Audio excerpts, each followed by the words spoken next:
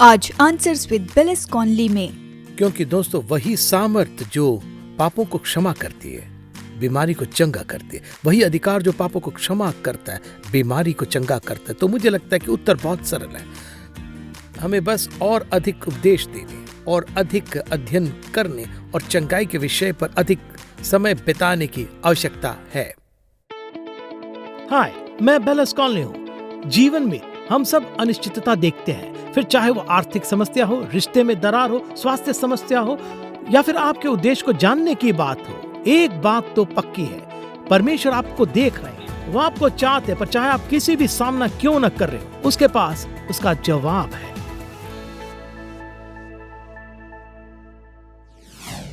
नमस्ते दोस्तों, मेरा नाम बेलिस कॉनली है और मैं आपको अगले कुछ मिनट मेरे साथ बिताने के लिए आमंत्रित करूंगा। हम एक साथ परमेश्वर की पुस्तक का अध्ययन करेंगे। यीशु ने कहा, जो बातें मैंने तुमसे कही है वो वे आत्मा है और जीवन भी है। उन्होंने ये भी कहा, यदि तुम सत्य को जानोगे तो सत्य तुम्हें स्वतंत्र करेगा, यह तुम्हें मुक्त कर देगा। और होशे नबी की पुस्तक में परमेश्वर ने कहा, मेरे लोग ज्ञान के न होने के कारण नष्ट हो गए। यशायाह की पुस्तक में परमेश्वर कहते हैं, मेरे लोग बंधुआई में चले गए क्योंकि उन्हें ज्ञान नहीं है और उनके जवान प्यास से सूख गए हैं और यह ज्ञान का प्यास है। दोस्तों, ये बहुत ज़रूरी है कि हम जानें कि बाइबल हमसे क्या कहती है। हम आज ऐसे ही एक विषय पर है जो इस समय वास्तव में ज़रूरी है। यह अलौकिक चंगाई का विषय है। हमारा प्रभु चंगा करने वाला। निर्गमन अध्याय 15 की पुस्तक में प्रभु ने स्वयं को अपने लोगों के सामने उनके चंगा करने वाले परमेश्वर के रूप में प्रकट किया। कहा कि मैं परमेश्वर तुम्हारा चंगा करने वाला हूँ, मैं यहोवा राफा हूँ। यह उन्हें 10 आज्ञाएं देने से भी पहले की बात है। एक माँ की तरह जो अपने बच्चे की शिक्षा पर ध्यान देने से पहले उसके शारीरिक कल्याण और स्वास्थ्य पर ध्यान देते, प्रभु चाहते हैं कि उसकी हर एक संतान को ये पता चले कि परमेश्वर पिता एक चंगा करने वाले परमेश्वर है और यीशु मसीह कल, आज और सदैव एक समान है। जब वह गलील के तट पर चला तो वह उन लोगों को जो उसके पास आए चंगा कर रहा था। वह आज भी एक चंगाई देने वाला प्रभु है। और ये जानना बहुत ज़रूरी है कि पवित्र शास्त्र इस बारे में क्या कहती है। पिछले कुछ सालों में कई बार लोग मेरे पास आए हैं। वह दरअसल हमारे पास कल ही सेवाएं थी। सेवाएं के बाद मैं जब खड़ा हुआ और पाया कि लोगों की एक छोटी कतार मुझसे बात करना चाह रहे थे और प्रार्थना करना चले, इसलिए मैं सुबह अगर खाली होने तक रुका, लोगों से बात करता रहा और प्रार्थना करता रहा। उनमें से बहुत से लोग अपनी चंगाई के लिए प्रार्थना करना चाहते थे। कई बार मैं लोगों से पूछता हूँ, और मैंने कल खास कर ऐसा नहीं किया था, लेकिन कई बार जब लोग आते हैं और चंगाई के लिए प्रार्थना करते हैं तो मैं उनसे पूछता हूँ कि आप इस किस वचन के आधार पर अपनी चंगाई को पाने के लिए खड़े हुए। परमेश्वर ने अपने वचन द्वारा आपसे क्या कहा है, अब आपने कौन से वादे पूरे कर रखे हैं। और अधिकांश लोगों के लिए उत्तर है कि खासकर कुछ भी नहीं, मैं वास्तव में कोई चंगाई के वचन को नहीं जानता। कई बार जब आपके पास विश्वास के द्वारा पकड़ी गई कोई विशेष चीज़ नहीं होती है तो आपको प्रार्थना के जवाब में वही मिलता है, खासकर से कुछ भी नहीं। विश्वास सुनने से और सुनना परमेश्वर के वचन से होता है। मैं इसके विभिन्न तरीकों से कहने की पूरी कोशिश कर रहा हूँ। मेरा मानना है कि यह बहुत ही महत्वपूर्ण विषय है। आपको अपने जीवन में या किसी और के जीवन में किसी समय की इसकी ज़रूरत ज़रूर होगी। आपको यह जानने और समझने की आवश्यकता है कि हमारा प्रभु चंगा करने वाला परमेश्वर है और उसके संतान के रूप में चंगाई हमारे लिए आज भी उपलब्ध है। बाइबल यशायाह 53 में बताती है कि हमारे पाप यीशु पर डाल दिया गया। यह लिखा हुआ कि उसके कोड़े खाने से हम चेंज हो चुके हैं और हमारी शांति के लिए उसे ताड़ना दी गई और उसके कोड़े खाए जाने से हम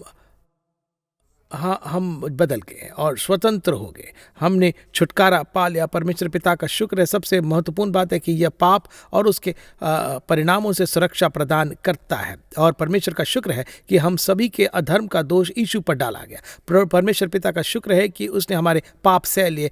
शुक्र है कि उसे हमारे लिए दंडित किया गया। यह चलता जाता और कहता है कि उसके कोड़े खाने से हम चंगे हुए हैं। और यदि आप मत्ती 8:16-17 को देखें तो ये पुष्टि करता है कि यशायाह 53 में वास्तव में यही कहा गया, यीशु ने उन सभी को चंगा किया जो उसके पास, और वे ताकि वचन पूरा हो सके जो यशायाह भविष्यवक्ता के द्वारा कहा गया कि उसने आप ही हमारी दुर्बलताओं को ले लिया और बीमारियों को अपने ऊपर ले लिया। मैं पूरी तरह सहमत हूँ आपसे कि चंगाई उतना ज़रूरी नहीं कि जितना कि पाप की क्षमा, जितना कि पाप और उसके परिणामों से मुक्ति, पर उसे नज़रअंदाज क्यों करें। मुझे याद है कि यह पहली बार था जब मैंने किसी रेस्टोरेंट में इस तरह खाना खाया था। मैं कुछ दोस्तों के साथ था और उन्होंने मुझे और मेरे साथ मौजूद व्यक्ति के एक रेस्टोरेंट में खाना खाने के लिए आमंत्रित किया था। वहाँ का भोजन तो बहुत ही अद्भुत था और यह वास्तव में उस स्तर का था। मैं वहाँ की सेवा और भोजन से बहुत प्रभावित हुआ। हमने बढ़िया भोजन किया। मुझे वहाँ का वो बड़ा एक क्षेत्र देखना अभी भी हमें भी याद है। सबसे अद्भुत मिठाइयाँ रखी हुई थी, परत दर परत और पंक्ति दर पंक्ति। और इस रेस्टोरेंट में उनके पास ज़रूर एक बहुत ही उम्दा पेस्ट्री शेफ रहा होगा। मिठाइयाँ अद्भुत लग रही थी। हमने खाना खाया और हमारे मेज़बान ने पूछा, बेलस क्या आप मिठाई लेने जा रहे हैं? मैं कहता हूँ मुझे नहीं पता। मुझे एहसास हुआ कि भोजन महंगा हो गया है और वह इसके लिए भुगतान कर रहे हैं, इसलिए मैं $25 की मिठाई नहीं लूँगा। वे संभवतः उतने अधिक नहीं था, पर यह इससे महंगे भोजन के अलावा $20 की मिठाई है जिसके लिए उसने भुगतान किया। उसने कहा वहाँ मिठाई के क्षेत्र में देखें। मैंने कहा हाँ। उन्होंने कहा मिठाई शामिल है, आप अपनी एंट्री खरीदते और फिर आपको मिठाई मिलती है जो भी आप उसके साथ चुनते। मैंने कहा कि सच? तो कहा हाँ। मैंने कहा मुझे लगता है कि मैं मिठाई लूँगा। तो मैं वहाँ गया और मैं एक अच्छी पेस्ट्री चुनी और उसका आनंद लिया। पर मेरा कहना यह है कि यह भोजन की कीमत में शामिल था और यीशु द्वारा चुकाई गई कीमत में चंगाई भी बिल्कुल शामिल है। हाँ, उसकी मृत्यु ने हमारे पापों का भुगतान किया। लहू बहाए बिना पापों की क्षमा नहीं है।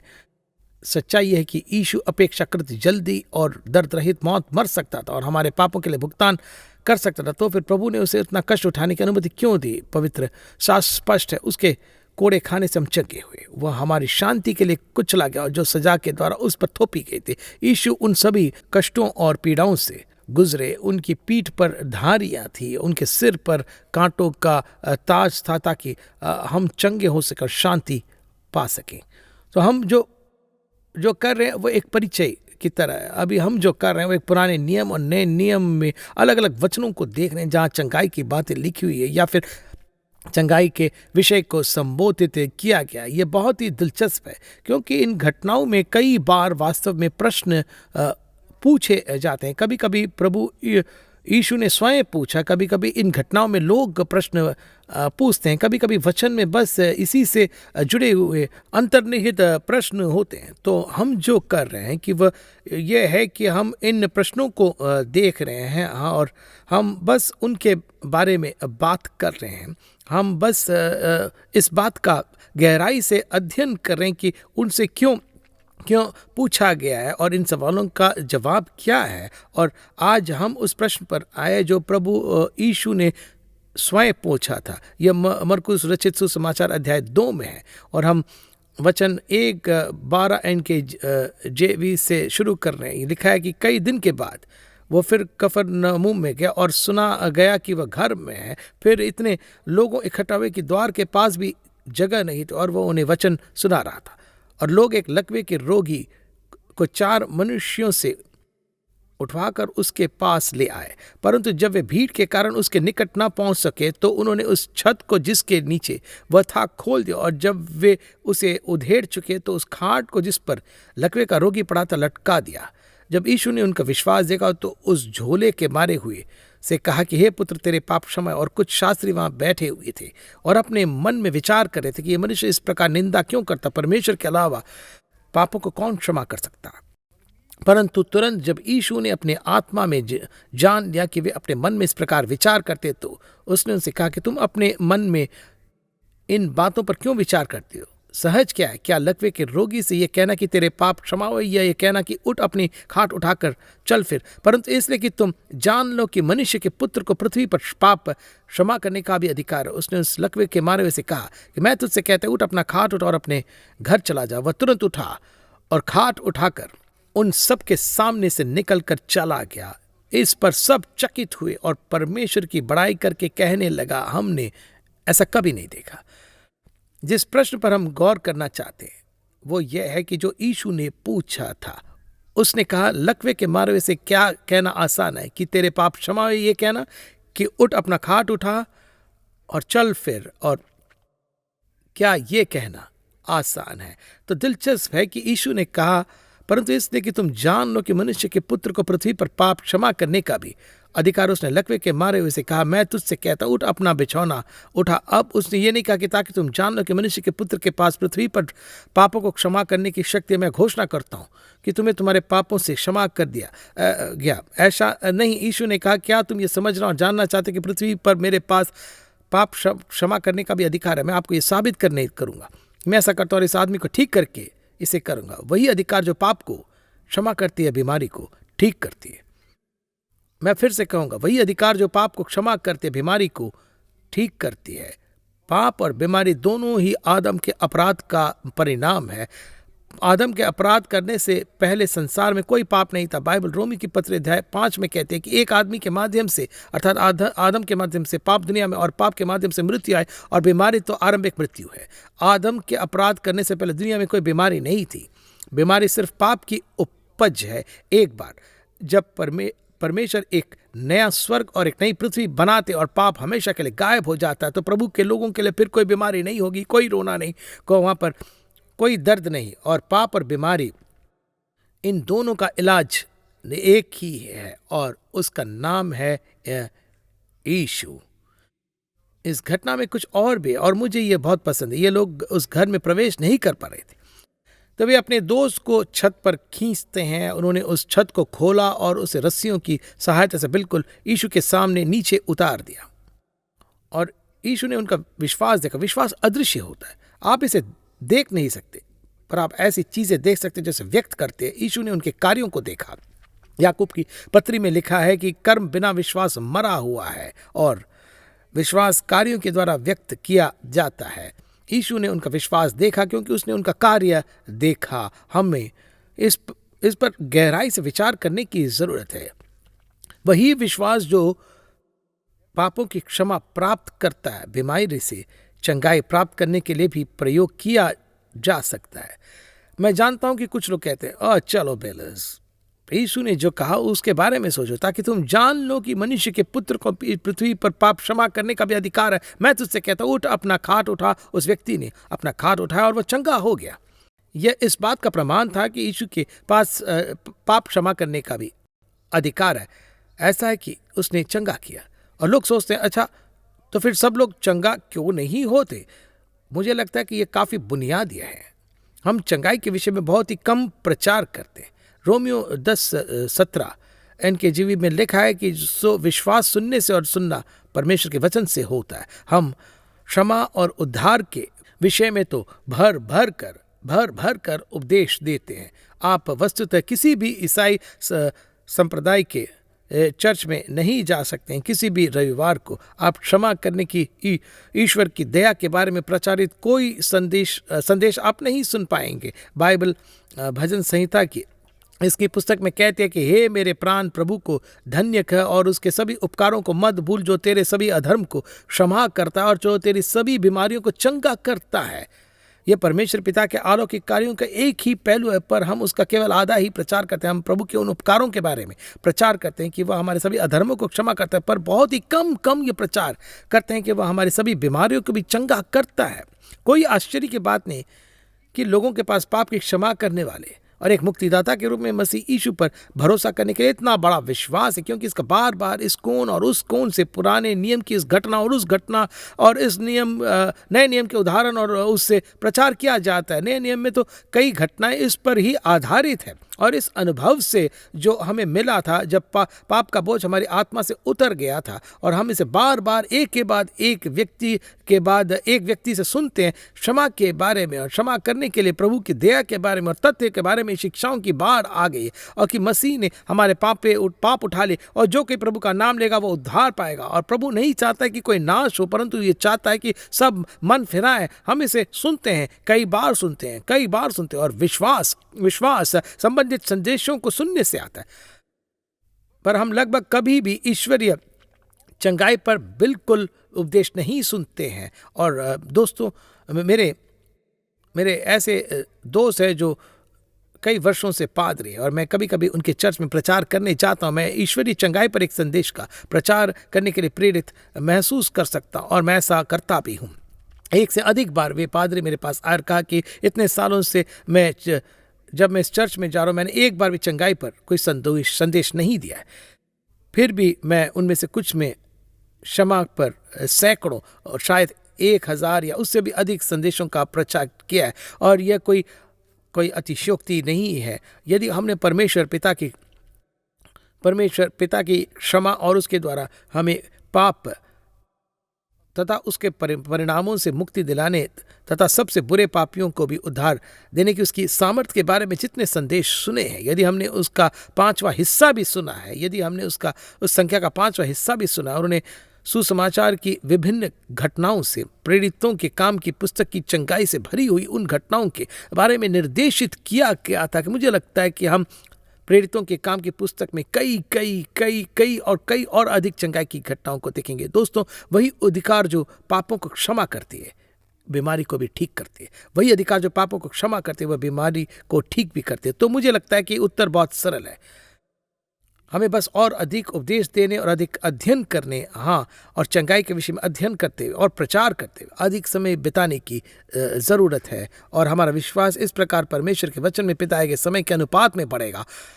मैं दूसरे प्रश्न पर आगे बढ़ना चाहता हूँ। यह याकूब अध्याय 5 में पाया जाता है और यहाँ प्रश्न है, यदि तुम में कोई रोगी है तो कलीसिया के प्राचीनों को बुलाए और वे प्रभु के नाम से उस पर तेल मलकर उसके लिए प्रार्थना करें और विश्वास की प्रार्थना के द्वारा रोगी बच जाएगा। बचाए जाना शब्द वही ग्रीक शब्द है जिसका अनुवाद नए में ठीक करना किया गया है। ये एक प्रकार के अदला बदली है, ये सिर्फ संदर्भ पर निर्भर करता है। और विश्वास की प्रार्थना के द्वारा रोगी बच जाएगा और प्रभु से उठाकर खड़ा करेगा, और यदि उसने पाप भी किया तो उनकी भी क्षमा हो जाएगी।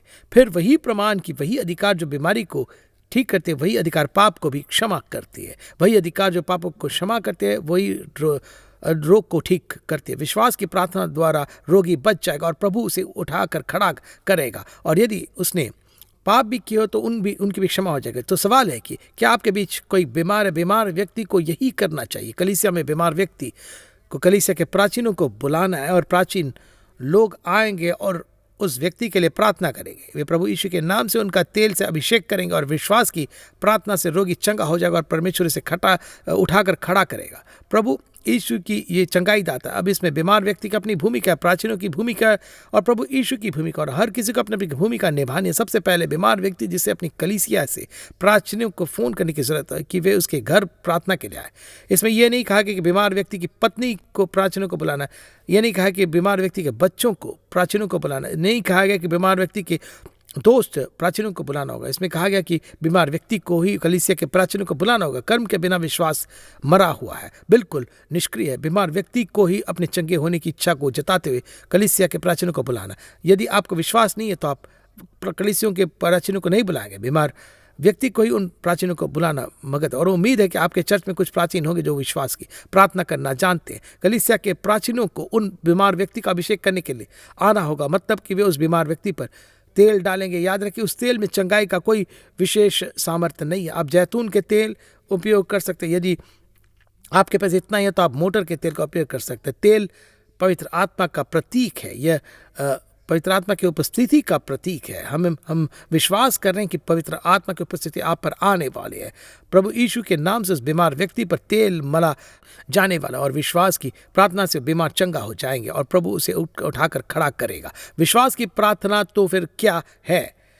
इब्रानियों 11:1 NKJV वास्तव में हमें विश्वास के लिए बाइबल एक परिभाषा देती है, लिखा है कि और अब विश्वास आशा की हुई वस्तुओं का निश्चय और अंधे की वस्तुओं का प्रमाण है। विश्वास अंधे की वस्तुओं से संबंधित है। यदि आप इसे दे सकते हैं, छू सकते हैं, इसका स्वाद ले सकते हैं, इसे सूंघ सकते हैं, तो आपको इसके लिए विश्वास करने की ज़रूरत नहीं है।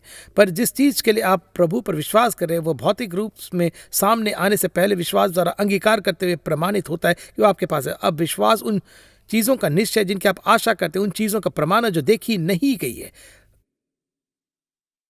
उसे आपके भीतर उत्पन्न होने दो। विश्वास अंधे की वस्तुओं से संबंधित है। याकूब अध्याय 1 बुद्धि या जो कुछ भी हो आपको विश्वास के साथ मांगने की जरूरत है। यह अध्याय प्रार्थना में परमेश्वर से मांगने के विषय में बात करता है, और जो संदेश से मांगता है वह समुद्र की उन लहरों के समान जो हवा से इधर उधर उछलते। ऐसा व्यक्ति यह न सोचे कि उसे प्रभु से कुछ भी प्राप्त होगा, फिर चाहे वो बुद्धि मांगता हो या फिर चंकाए या जो भी। विश्वास में इसके प्रति दृढ़ता है, इस बात की परवाह किए बिना कि जीवन रूपी भवसागर में चलने वाली हवाएं हमें जिस भी ओर मोड़ना चाहते हो। इस व्यक्ति का अनुभव वे जो साझा करते हुए हमें इस तरह से झकझोर देना चाहते हैं। हमने जो कुछ भी उससे मांगा है, जो कुछ उसके वादे के अनुसार प्रार्थना है कि उससे सहमत होकर हम परमेश्वर के वचन में स्थिर रहते हैं।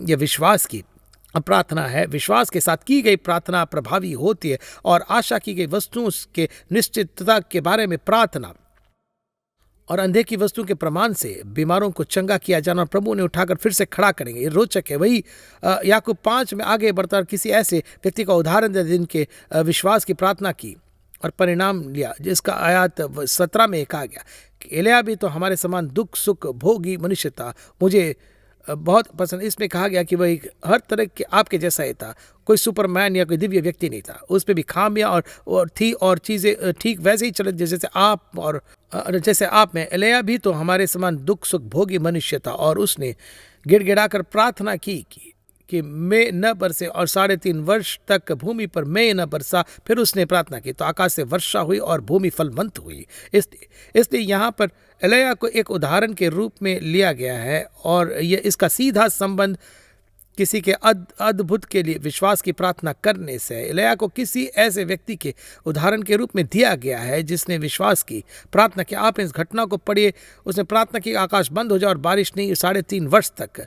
एलिया ने सिर्फ एक दिन नहीं कहा मुझे लगता है कि मैं बारिश न हो सके इसके लिए प्रार्थना करूंगा, यह मजेदार होगा। नहीं, शास्त्र ने वादा किया था, परमेश्वर ने अपने वचन में कहा था कि यदि उसके लोग उससे दूर हो गए तो वह आकाश को बंद कर देगा और आकाश से वर्षा नहीं होगी। यदि लोग मूर्तियों की पूजा करने लगे तो यह परमेश्वर ने यह कहा था, मैं आकाश को बंद कर दूंगा और वर्षा नहीं होगी। और से पढ़िए, खासकर आप एलिया और उस समय के बारे में पढ़ सकते हैं कि ये घटित हुआ। ये वास्तव में अध्याय 18 के आसपास पहला राजाओं और उसके आसपास के अध्याय में पाया जाता है। लोगों ने खुद को पूरी तरह से मूर्ति पूजा के लिए समर्पित कर दिया था। वे प्रभु से बिल्कुल विमुख हो गए थे। पर हर बरसात के मौसम में बादल आते थे और बारिश करते थे और भूमि फलवंत हुआ करती थी। साल दर साल बादल आते रहे और बारिश होती रही, मगर यह ऐसा समय आया। एक मिनट, परमेश्वर आपने कहा कि यदि लोग मूर्ति पूजा करें तो तुझसे विमुख हो जाए तो आप आकाश को बंद कर देंगे। तब एलिया ने प्रार्थना की। इसमें किसी को प्रभु के वादे को पकड़ने की जरूरत होती है। वादा संभावनाओं से भरा है और हमें विश्वास के माध्यम से उस वादे को थामने की जरूरत है। बाइबल इजराइल के उन संतानों के बारे में कहती है जिन्होंने वादा किए गए देश में प्रवेश नहीं किया। लिखा हुआ है कि वे प्रतिज्ञा के देश में प्रवेश नहीं कर पाए क्योंकि उन्होंने उसके वचन को विश्वास के साथ नहीं मिलाया। विश्वास प्रभु के वचन को हमारे जीवन में सक्रिय करता है। वो प्रभु की प्रतिज्ञाओं की सामर्थ्य और क्षमता को मुक्त करता है। एलिया ने प्रार्थना की क्योंकि प्रभु ने एक वादा किया था और आकाश बंद हो गया। फिर उसने दोबारा प्रार्थना की और यह विश्वास की प्रार्थना थी। विश्वास की प्रार्थना सबसे पहले वचन पर आधारित होती है क्योंकि एलिया की प्रार्थना वचन पर आधारित थी। फिर जब उसने दोबारा प्रार्थना की तो ये विश्वास की प्रार्थना थी। आइए मैं इसे आपको पढ़कर सुनाता हूँ। यह आश्चर्यजनक है। 1 राजाओं 18:41 में तब एलिया ने अहब से कहा, अहब इज़राइल का राजा था, उसने कहा कि जाकर खाओ पियो क्योंकि भारी वर्षा का शब्द हो रहा है। अब जब एलिय्याह ने कहा कि आकाश में कोई बादल नहीं था, बारिश का कोई आसार नहीं था, कोई बिजली भी नहीं कड़क रही थी, हवा भी नहीं चल रही थी, पर तो भी उसने कहा कि भारी वर्षा की आवाज़ हो रही है। उसने इसे विश्वास के कान से सुना। विश्वास आशा की वस्तुओं का निश्चय और अंधे की वस्तुओं का प्रमाण है। रोमियो 4 जो कि अब्राहम के जीवन के बारे में बात करता है। परमेश्वर जो इन चीज़ों को ऐसा कहता है कि जो है कि नहीं, उसने कहा अब्राहम मैंने तुझे बहुत सी जातियों का पिता बनाया है। इब्राहिम ने उस पर विश्वास किया और परमेश्वर ने कहा ठीक है, मैं तुम्हारा नाम अब्राहम ऊंचाई या शीश या पिता से बदल कर अब्राहम जातियों का पिता कर रहा हूँ। तो इब्राहिम ने कहा ठीक है, मैं अब्राहम हूँ, मैं बहुत सारी जातियों का पिता हूँ। और जैसे प्रभु उन चीज़ों को बुला रहे थे जो अस्तित्व में ऐसी नहीं थी जैसे कि होनी चाहिए थी, अब्राहम हर बार का वो अपना नाम का वो वही कर रहा था जो परमेश्वर ने कहा था, जो कहता है मैं अब्राहम हूँ। इससे पहले कि अब्राहम और सारा का कभी कोई बच्चा हुआ तो ये कहता है कि मैं बहुत सारी जातियों का पिता हूँ। तो यहाँ एलिय्याह के प्रभु के बाद के वादे के आधार पर उन चीज़ों को बोल रहा जो वैसा नहीं था जैसे होनी था। इसने कहा जाओ खाओ और पियो, और मुझे भारी वर्षा की आवाज़ सुनाई दे रही थी। 1 राजा 18:40। इसलिए अहाब खाने पीने को गया और एलिय्याह करमेल की चोटी पर चढ़ गया।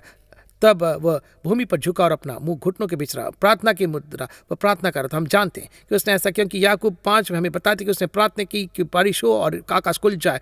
और उसने अपने दास से कहा ऊपर जाकर झील की ओर दृष्टि करो। उसने अपने ऊपर देखा, वहाँ कुछ भी नहीं, और 7 बार उसने कहा कि फिर जाओ, तो वहाँ अभी कुछ भी नहीं, न बादल, न बिजली, न गड़गड़ाहट और न बारिश का कोई संकेत। वचन 44-45। फिर 7वीं बार ऐसा हुआ। फिर उसने कहा समुद्र में से मनुष्य के हाथ के बराबर छोटा बादल उठ रहा है। इसलिए उसने कहा ऊपर जाकर अहब से कहो अपना रथ तैयार करो, इससे पहले कि वर्षा तुझे रोके, नीचे चला जा। इसी बीच आकाश बादलों और आंधी से काला हो गया और भारी वर्षा होने लगी, बारिश। अतः अहाब वहाँ से इज़राइल को चला गया और यहीं पर वह महल था।